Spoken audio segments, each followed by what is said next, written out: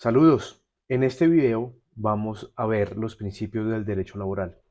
Y es muy importante tener en cuenta que en cualquier rama del derecho, cuando hablamos de principios, estamos haciendo referencia a aquellas definiciones y características generales que aplican en cualquier momento y en cualquier estado frente a la rama del derecho que se está estudiando. Todos los principios tienen igual importancia, solo que hay algunos que se aplican más comúnmente que otros. Aquí veremos esos principios no en orden de importancia, sino en su aplicabilidad en la normatividad laboral colombiana. Constitucionalmente existe un primer principio, que es el principio de protección al trabajo, donde se le procura al más débil una igualdad sustantiva y real por causa de su desnivel en la contratación. ¿Qué quiere decir eso?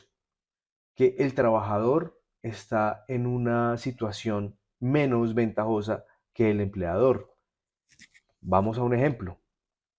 Un empleado que trabaja en una obra de construcción va a tener muchos menos recursos económicos que el dueño de la obra. Por lo tanto, va a tener menos capacidad de negociación frente a cualquier problema que se llegue a presentar entre él o su empleador, el dueño de la obra. Por eso, siempre en el derecho laboral colombiano se procura cuidar al más débil de la relación, en este caso, el trabajador. Este principio de protección al trabajo tiene básicamente tres reglas inmutables en el derecho colombiano. La primera, la regla indubio pro operario. La segunda, la regla de la aplicación de la norma más favorable. Y la tercera, la regla de la condición más beneficiosa. Todas estas tres reglas pues responden al principio de protección al trabajo, es decir, a darle mayores herramientas y mayor protección al trabajador. La regla indubio pro operario es aquella donde el trabajador va a recibir un trato mucho más benéfico, un trato que lo proteja como persona. Este es un criterio según el cual la norma se puede entender o interpretar de diferentes maneras, pero siempre se le va a dar prelación a la manera de interpretación más beneficiosa para el trabajador. Este indubio pro operario no se aplica de manera aleatoria, siempre debe existir un orden, una prelación, unas reglas de aplicación de este indubio pro operario. Lo primero que se debe tener en cuenta para la aplicación del indubio pro operario es que exista alguna norma, alguna duda, alguna multiplicidad de interpretaciones frente a una misma norma, frente a un mismo artículo, frente a un mismo postulado legal. Al haber varias interpretaciones, siempre se va a aplicar aquella que beneficie al empleador. Claramente porque el empleador, como dijimos en un principio, está en una situación menos beneficiosa que el empleador. En segundo lugar, después de que tenemos claro que existe una duda sobre el alcance de alguna norma, ya sea por multiplicidad o por interpretaciones, que la aplicación de esa interpretación no esté en contra de la ley. Ustedes dirán que no es lógico que al haber varias interpretaciones legales, alguna de ellas sea ilegal. Existen casos específicos donde tal vez una interpretación lleve a una conclusión que no esté acorde a la ley. En ese caso, pues no se podrá aplicar esa interpretación y por lo tanto el indubio pro operario no se podría aplicar frente a esa interpretación. Y el tercer elemento para definir si se puede aplicar el indubio pro operario es que sobre una misma norma hayan diferentes interpretaciones. Porque si es una norma que no da pie a interpretaciones, pues simplemente se aplica lo que dice esa norma. No es necesario interpretarla de diferentes maneras porque la norma es clara. Entonces, al ser clara, no hay varias interpretaciones y al no haber varias interpretaciones, pues no se necesita aplicar la más favorable porque solo hay una. ¿Mm?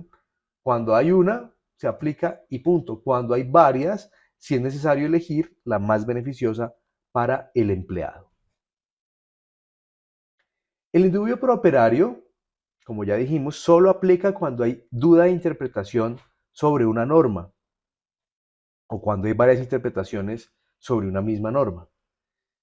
El indubio prooperario no es obligatorio.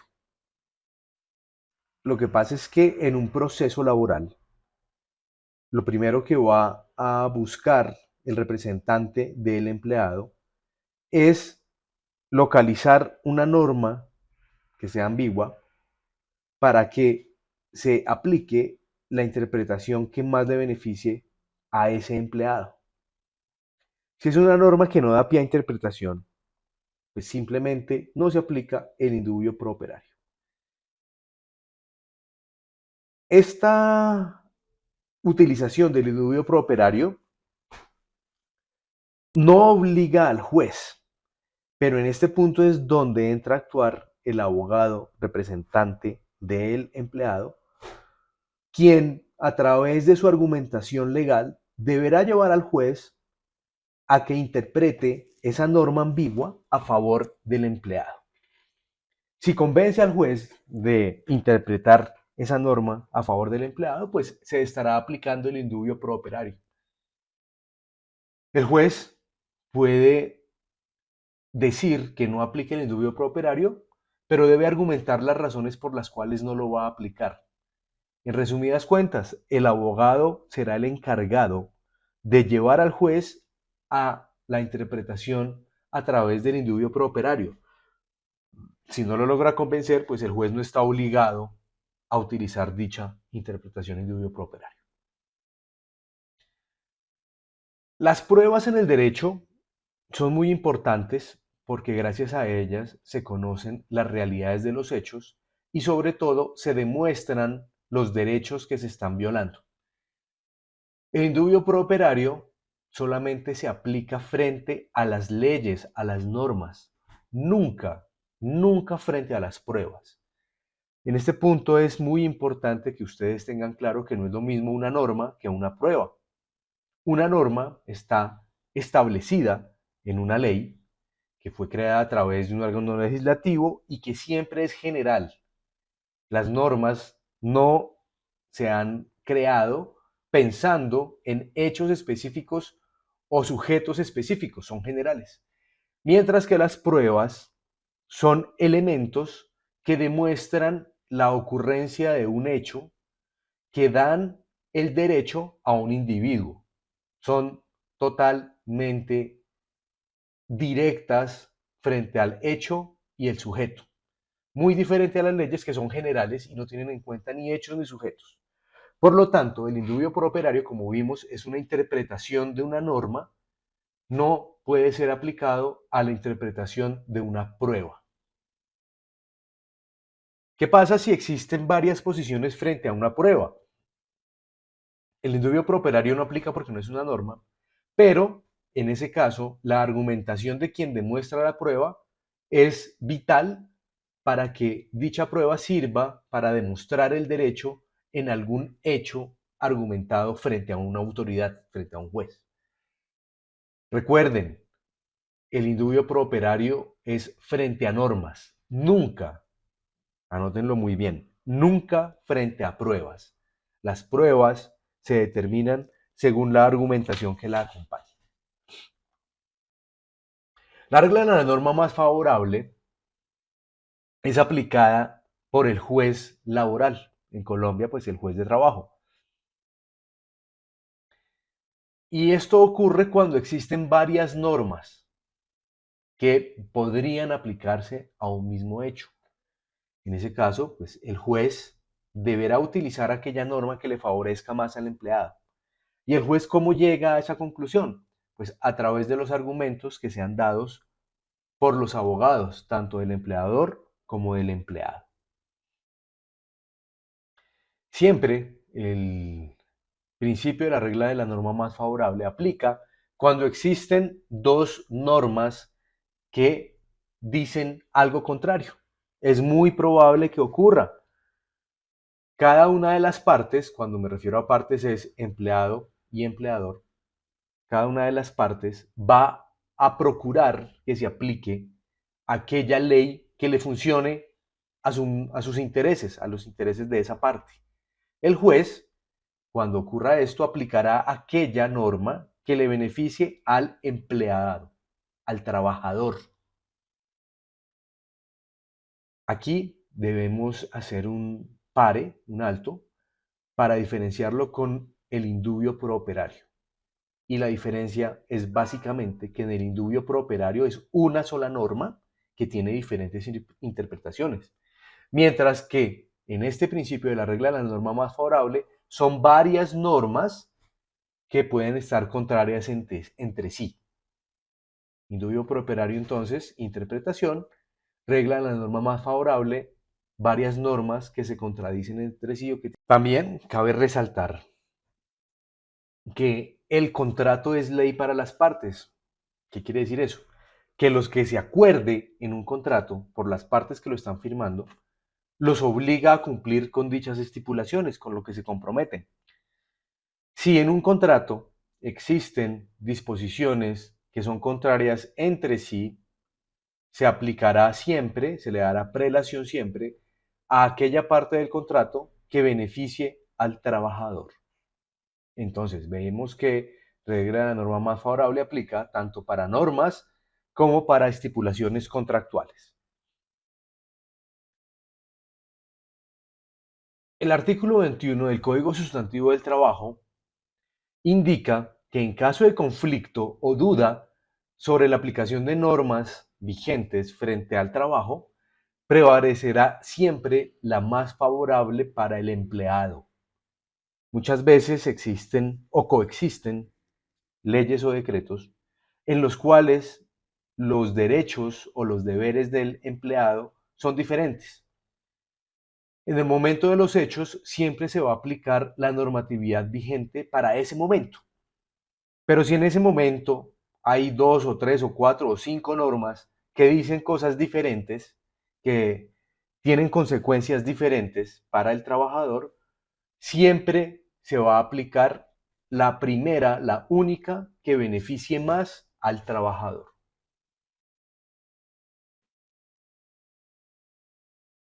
Es importante tener en cuenta que en el principio de la regla de la norma más favorable, puede que en un caso una de las normas beneficie al trabajador y en otro caso, diferente pero muy parecido al primero, exista otra de esas normas con las que estaba en conflicto en el primer caso. Puede que otra norma sea más beneficiosa para el trabajador en ese segundo caso específico. El juez no podrá decir que como en el primer caso se aplicó la norma A, en el segundo caso toque aplicar la norma A, porque probablemente por los hechos del segundo caso, la norma A no sea la más favorable. En ese momento el juez decidirá cuál de todas las normas que están en conflicto en ese tipo de casos se le aplica a ese sujeto específico en ese caso en específico, que, como les digo en este ejemplo, en el caso B, puede ser una norma totalmente diferente. De las mismas que entró en conflicto con la que se eligió en el caso A, pero, pues como en el caso B es otro sujeto y son otros hechos similares, pero diferentes, se aplicará la norma B. Veamos entonces un resumen de cuál es la aplicación del principio de la norma más favorable. Primero, deben existir más de una norma, deben ser dos normas, porque si es una sola norma, probablemente debamos acudir al principio del indubio pro operario, que es de interpretación de una norma. En este caso deben haber más de una norma, dos o más. Y pues se aplicará aquella que beneficie al empleado, al trabajador. En segundo lugar, pues las normas que entren en conflicto deben estar ambas vigentes, porque si las dos normas o tres o cuatro normas de esas existen varias que no están vigentes al momento de los hechos, pues simplemente no tienen aplicación. No se pueden aplicar porque no existían o ya no existen porque han sido derogadas o ya no tienen fuerza, ya no se pueden aplicar en el momento de los hechos. De nada, nada sacamos con que existan tres normas que hablen sobre, hablemos un ejemplo, sobre las causales de terminación del contrato laboral, cuando una de esas normas estuvo vigente hasta el año de 1980, la otra estuvo vigente desde el 81 hasta el 95 y la otra está vigente desde el 95 hasta nuestros días y la terminación del contrato se da hoy. Pues claramente solo hay una norma.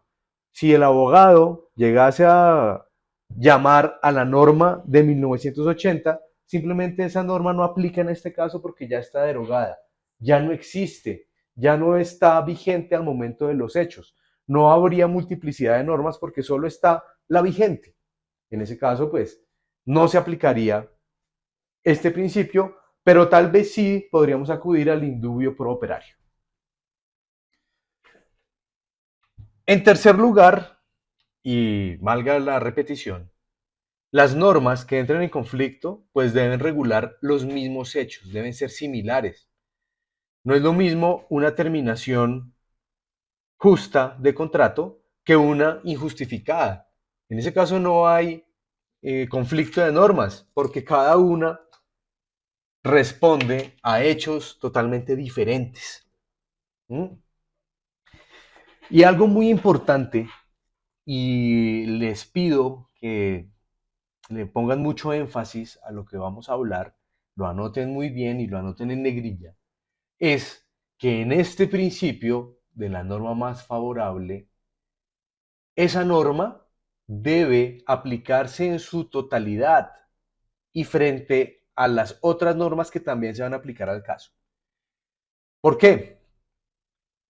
Resulta que muchas veces se presentan los hechos y a esos hechos se le puede aplicar un conjunto de normas que difieren entre sí.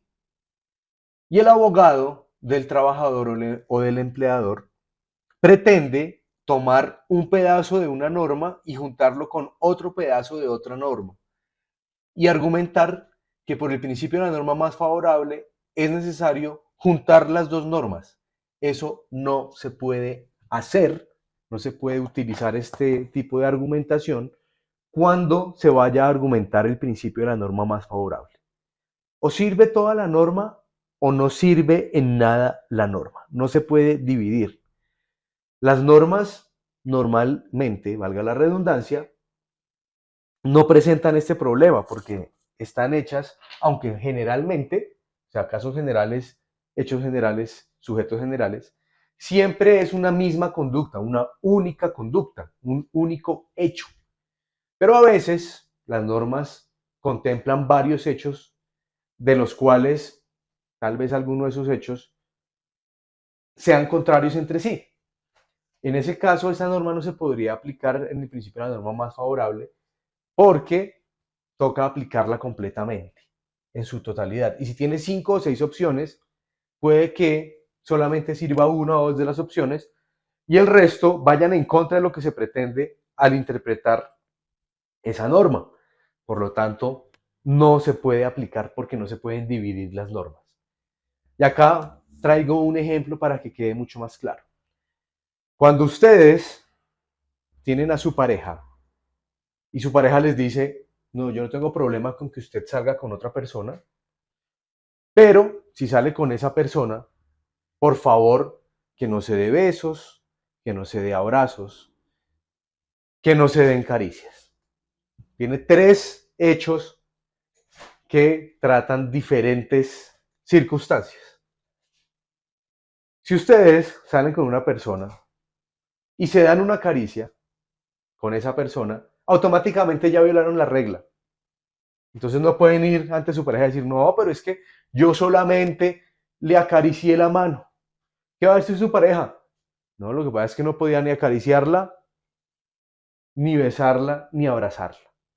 Y usted cometió una de esas faltas. ¿Mm? En cambio, si la norma es, sí, salga con otra persona, pero por favor, que no se dé besos. De resto, no importa. Pues Ustedes salen con esa persona y hay una caricia y su pareja les dice, ¿usted por qué la acarició? Pues ustedes qué van a decir. Lo que pasa es que usted me dijo que no podía era darme besos, de resto sí podía hacer lo que yo quisiera. En ese caso no hay divisibilidad de los hechos en la norma. ¿Mm? Miren, las normas están construidas para regular las relaciones entre las personas y las relaciones de las personas son muy complejas.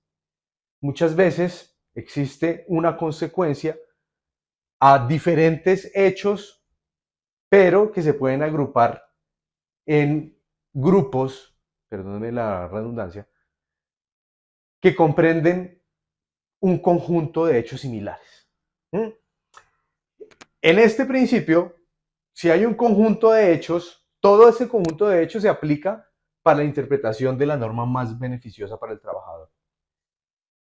Aterricémoslo entonces al derecho laboral. Existen normas laborales donde las conductas de un empleado son castigadas. En ese caso, si llegase a ocurrir algún problema con la interpretación de varias normas que traten sobre el comportamiento de los empleados, es necesario que si se va a acudir a este principio, se tome esa norma en la cual está el hecho cometido por el empleado, pero teniendo en cuenta que todos los hechos que están en esa norma le serán aplicables. Y si alguno de esos hechos es contrario a lo que se busca, lo mejor es no utilizar esa norma. ¿Por qué? Porque el juez de plano va a decir o la toma completa o no la toma. Porque todas las consecuencias se asumen cuando se toma la norma más favorable.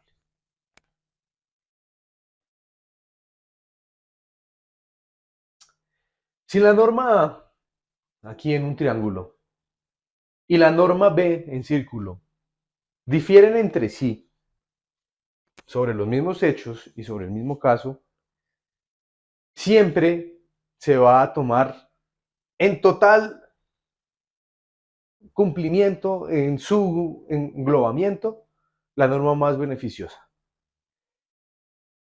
En este caso, pues si tomamos la norma A, que será la más beneficiosa, no podremos decir, no, es que en este caso se aplican los ángulos, pero también las circunferencias. No, en este caso debemos tomar solamente la norma que tiene ángulos, porque si tomamos una norma con ángulos y círculos, no estamos tomando ninguna de las dos normas. No podemos hacer una unificación en una sola norma. Entonces, vemos que la estrella tiene ángulos, no tiene nada de circunferencia, por lo tanto, nos toca tomar la norma A como más beneficiosa. Y si necesitamos algo de círculo, grave, no lo podemos hacer, porque estaríamos solicitando que nos apliquen triángulo, pero también un pedacito de círculo. Entonces, no se puede. Está prohibido por los principios del derecho laboral colombiano. Tenemos también una regla de la condición más beneficiosa, muy similar a todo lo que ya hemos visto. La regla más de condición más beneficiosa implica que hay una situación jurídica que anteriormente ya fue reconocida y fue determinada.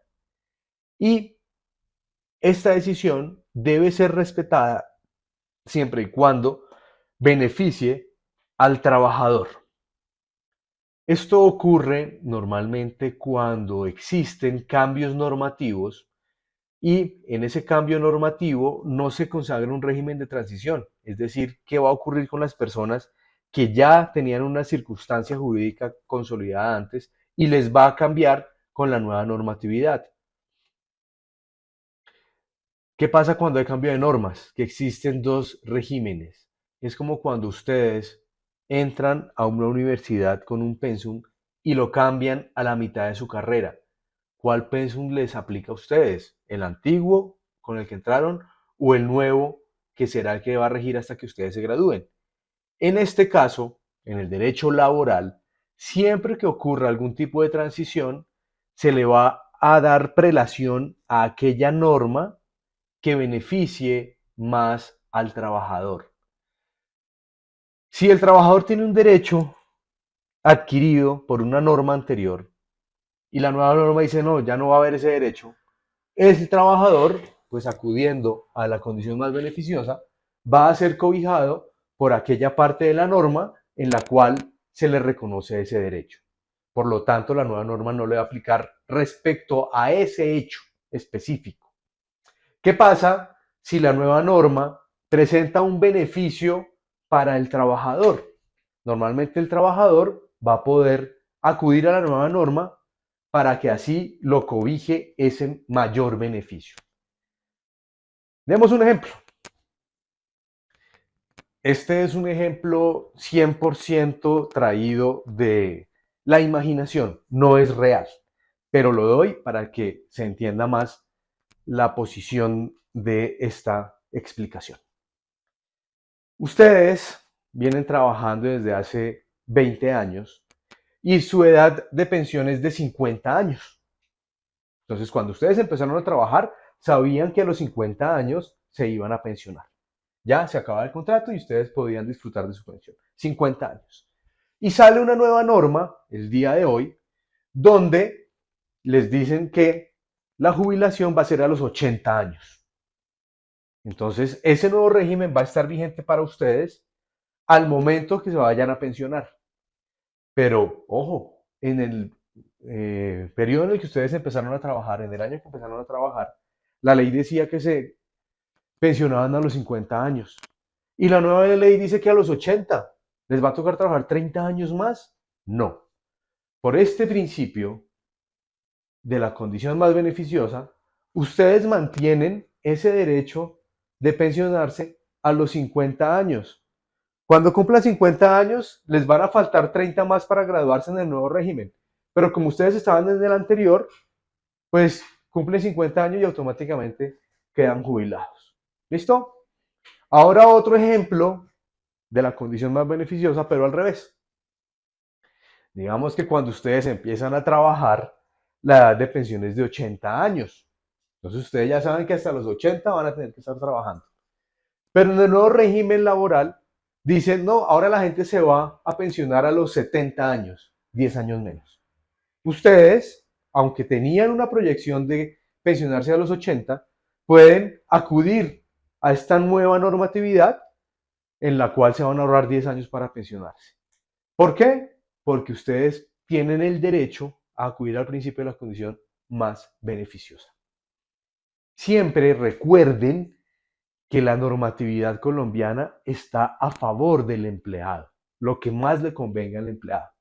Pero por favor, tienen que tener en cuenta todos estos principios. Recuerden el que acabamos de ver anteriormente, no pueden interpretar pedacitos de normas que les convengan y los pedacitos de esas mismas normas que no les convengan sacarlos. No, tiene que ser toda la norma en bloque. Esta condición más beneficiosa se reconoce, se distingue, porque normalmente se aplica cuando hay un cambio de normas, cuando hay un tránsito legislativo. Siempre que hay ese tránsito legislativo, se deben comparar la norma anterior o norma derogada con la norma nueva o también denominada norma vigente. Y siempre, presten mucha atención, siempre esa persona que pretenda utilizar la norma más favorable debe tener un derecho ya configurado a través de la norma anterior. El mejor ejemplo es el tema pensional, porque normalmente lo que ocurre es que los periodos, las fechas en las cuales se adquiere la pensión vayan aumentando, porque entre más tiempo pasa, las personas tienen una mayor proyección de vida, mueren más viejitos. Entonces, pues para evitar que la pirámide pensional colapse, lo que se hace es que las nuevas personas que van a tener una vida más larga se pensionen mucho más tarde. ¿Mm? Pero, ¿qué pasa con las personas que están empezando a trabajar hoy frente a las personas que empezaron a trabajar hace 10 años? Hace 10 años, esas personas iban a vivir menos y de hecho probablemente van a vivir menos que los que empiecen a trabajar hoy. Por lo tanto, a ellos no les puede cobijar el nuevo sistema pensional porque no está hecho para ellos. el nuevo sistema está hecho para los que van a entrar a trabajar ahora. Y lo mismo ocurrirá cuando los hijos de los que entran a trabajar ahora estén empezando a trabajar. Los que están entrando a trabajar ahora van a tener una expectativa de vida hasta los 80, 85 años, mientras que sus hijos van a tener una expectativa de vida hasta los 90, 95 años. Por eso, el principio de temporalidad frente a la jubilación va aumentando cada cambio normativo. El siguiente principio que vamos a analizar es el principio de estabilidad laboral. El principio de estabilidad laboral está consagrado en la Constitución política colombiana. Y este principio viene de acuerdos internacionales, de órdenes internacionales de la Organización Internacional del Trabajo.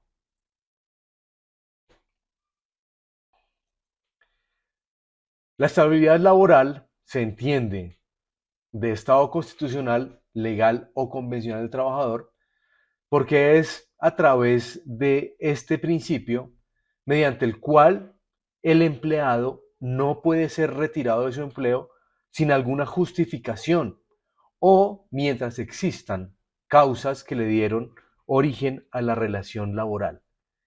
En palabras, para que cualquier persona entienda, es que las personas tienen derecho a su trabajo y a que no los echen, a que no los despidan porque se le dio la gana al empleador. Y aquí les presento una pregunta que más adelante van a poder responder ustedes mismos.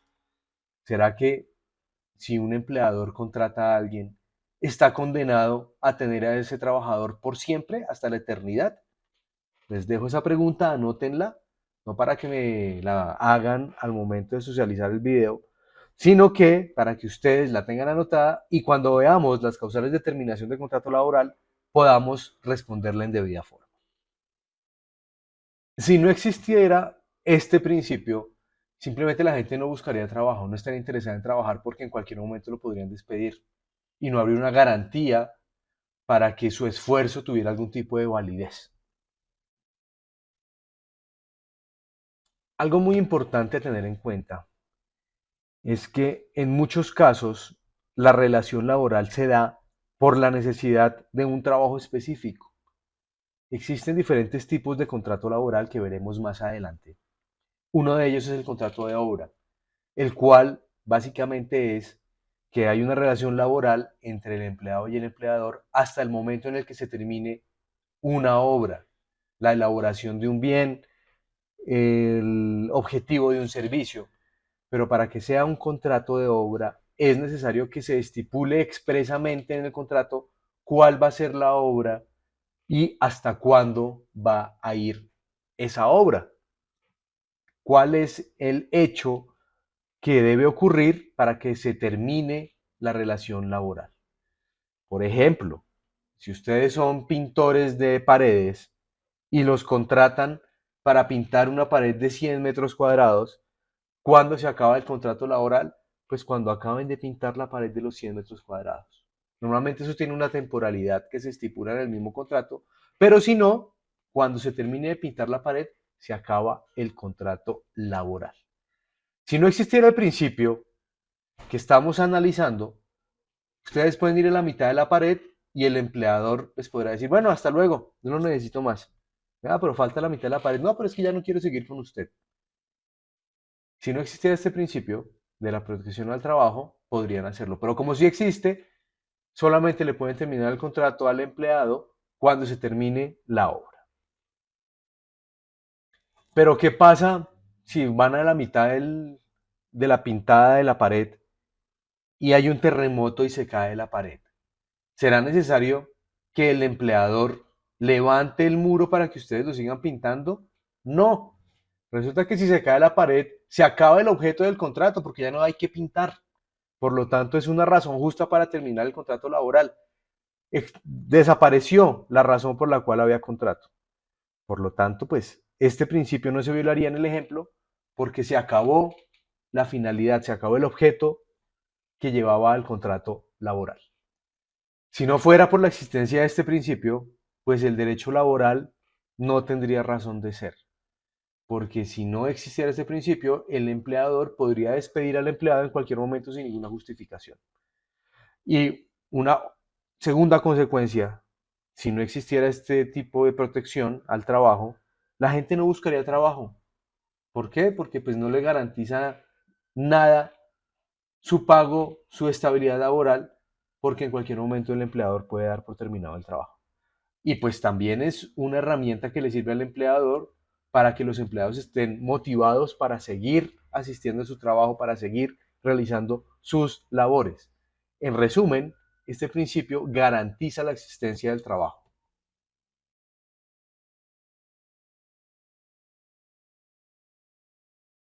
El principio de irrenunciabilidad es muy importante más en aquellos lugares donde existen brechas sociales tan marcadas como ocurre en Colombia. La irrenunciabilidad implica que nadie puede renunciar a sus derechos. Y ustedes dirán, se preguntarán, si en el derecho laboral uno nunca va a poder renunciar a los derechos como empleado. Hay ciertos derechos a los cuales no se puede renunciar. ¿Cómo se renuncia a un derecho? A través de un acuerdo, a través de un contrato. Pero digamos, ustedes van a firmar un contrato laboral porque los van a emplear como asesores. Y en ese contrato dice, el empleado va a renunciar a recibir salario. Eso es un derecho irrenunciable, el derecho al salario. Entonces ustedes pueden firmar ese contrato. Ese contrato es ilegal, no tiene ninguna validez, porque está llevando a que el empleado renuncie a un derecho que es irrenunciable para él. ¿Por qué en la introducción a este derecho, a este principio, les decía que era muy importante para los países como Colombia? Porque en países donde los trabajadores no tienen cierto nivel educativo, los pueden enredar para que renuncien a sus derechos que por ley no pueden renunciar, como por ejemplo el derecho a la remuneración, al salario, o por ejemplo el derecho al día de descanso, o por ejemplo el derecho a recibir el pago de horas extras, o el derecho a las vacaciones, o el derecho a las cesantías. Son derechos a los cuales el trabajador, por más que lo diga en un documento, no va a ser válida dicha renuncia. Por ejemplo, nadie puede renunciar al salario porque la esclavitud fue abolida, al menos en Colombia, en el año de 1819. ¿Mm? Y trabajar sin recibir un salario es esclavitud. Por lo tanto, si en el contrato se establece en una cláusula, el empleado no va a cobrar salario, ¿qué va a pasar al mes que no le paguen? Pues que ese empleado puede ir ante un juez y decir, mire, yo tengo este contrato y no me pagaron. El juez le va a decir, tiene razón, usted renunció a un salario, pero es que usted no puede renunciar al salario. Entonces ese personaje, ese empleador, tendrá que pagarle el salario que le dé. ¿Mm? Pero existen otros derechos a los cuales sí puede renunciar el empleado, como por ejemplo a un subsidio extralegal. Resulta que, y esto es de la vida real, resulta que en el sector de ventas de software, los empleados tienen derecho a ciertos beneficios cuando viajan en comisión, cuando salen de su lugar de trabajo, de su sede normal de trabajo, a ejercer sus funciones, pues a vender. Normalmente, si están en un nivel superior frente al resto de vendedores, digamos que son líderes de ventas o gerentes de ventas, tienen derecho, por costumbre, a viajar en primera clase. ¿Por qué? Porque eso es la costumbre en el sector informático, las ventas informáticas. Resulta que si el empleado en el contrato establece, yo renuncio a viajar en primera clase y viajaré en clase turística hasta que sea gerente. Ese es un derecho al que sí puede renunciar y es válida su renuncia. ¿Por qué? Porque es un derecho que no está establecido en la ley. En cambio, si ese mismo vendedor renuncia en el contrato a recibir las comisiones a las cuales tiene derecho por ventas, el renunciar a esas comisiones sí podría implicar está renunciando a un derecho irrenunciable, porque las comisiones hacen parte del salario de ese empleado, de ese vendedor.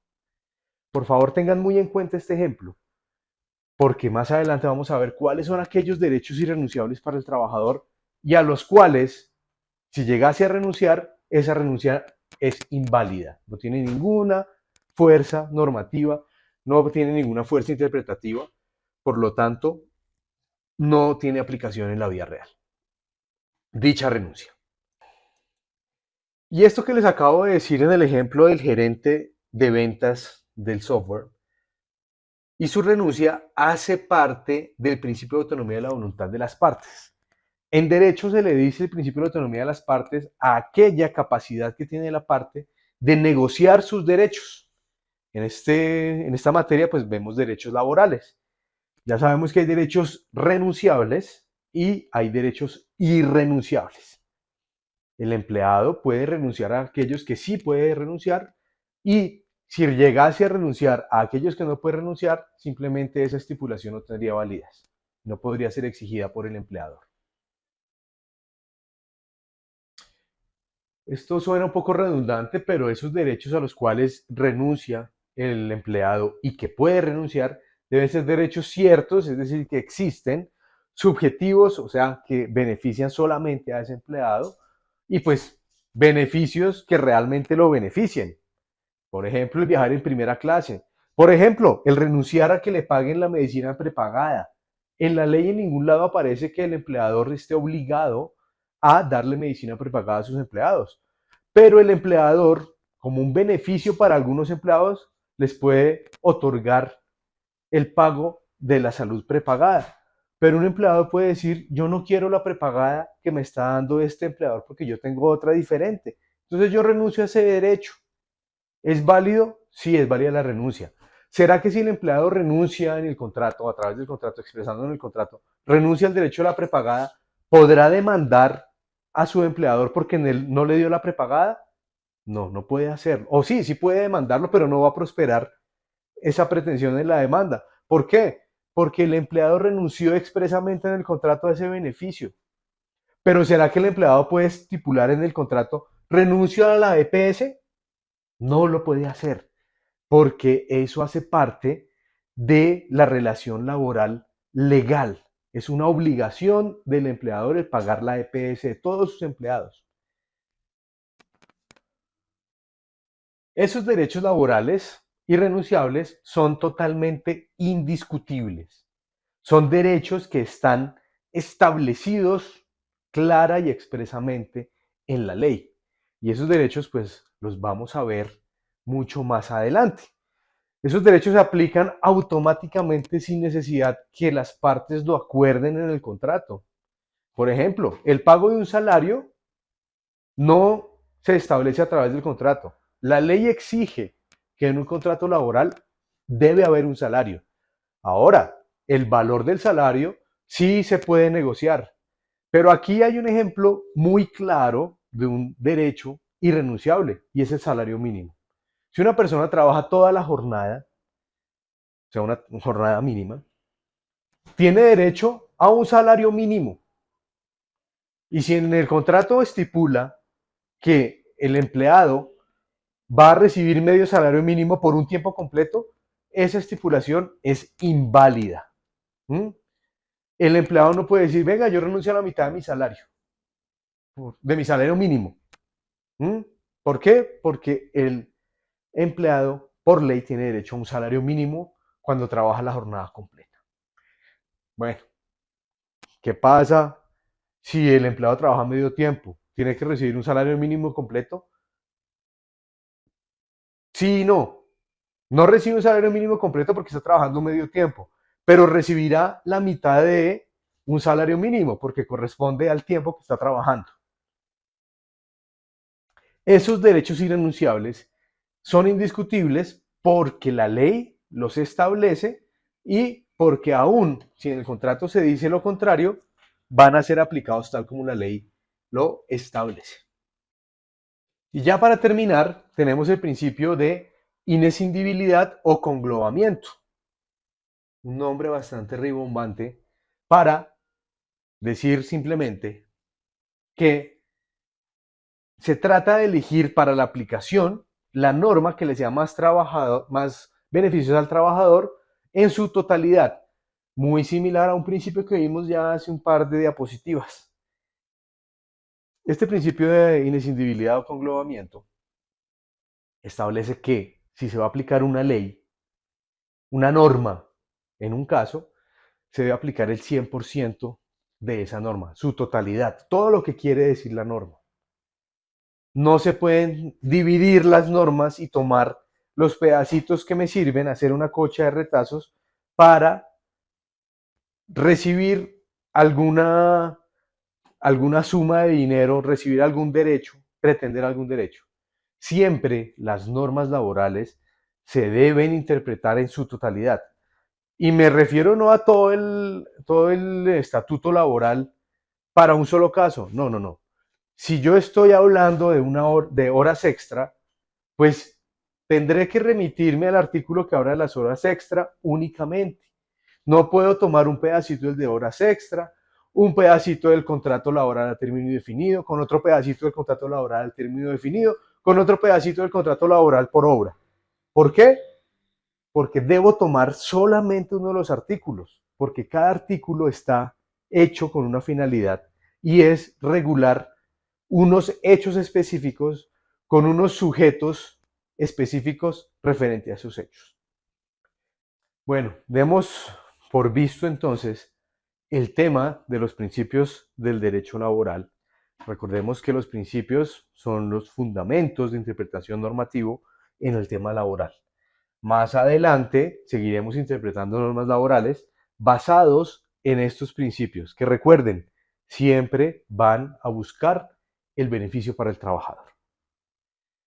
Bueno, no siendo más, espero que hayan aprendido algo en este video y los espero en el siguiente video.